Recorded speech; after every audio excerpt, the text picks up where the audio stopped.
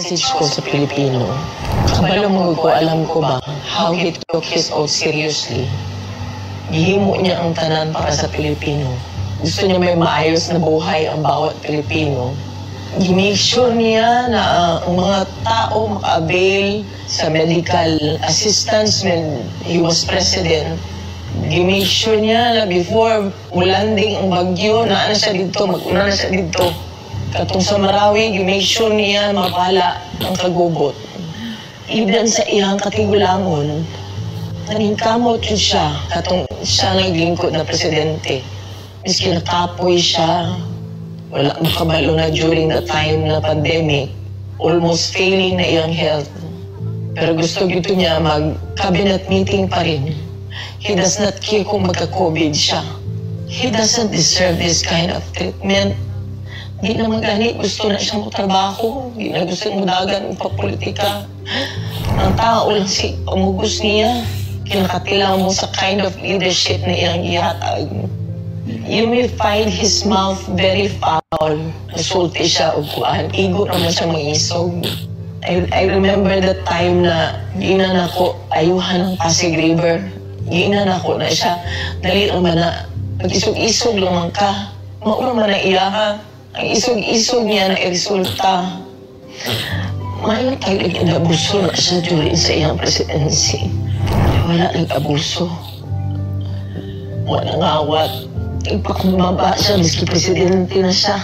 Makita niyo siya ang tao. Naluoy ko kay pagkaon na lang ang gusto. Hindi na siya materialistic. He doesn't care kung naa siya'y kwarta o wala. He doesn't care kung unsa iyang isuot. Daan.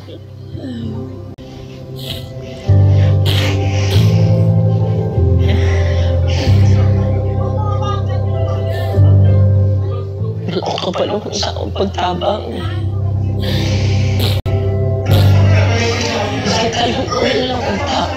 Kaluoy na lang. Abuso. Grabe. Abuso. Ang simple lang ay gusto. Deprive pa yun ninyo.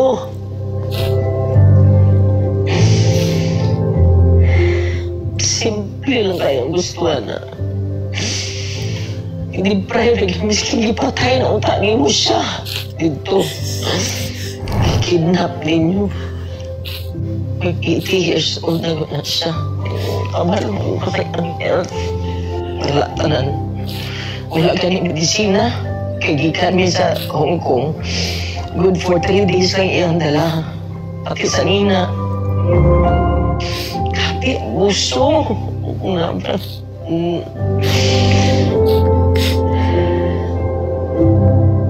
Grabe. Wala mo na siya ni-trigger o pusil. Maski isa.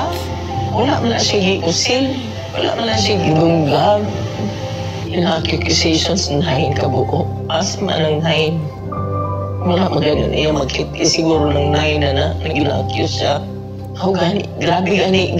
Gulong na lang, gibulhot na nila dito sa Pilipinas na iyong natawhan. Yung anak pag nilabuhat dali sa mga...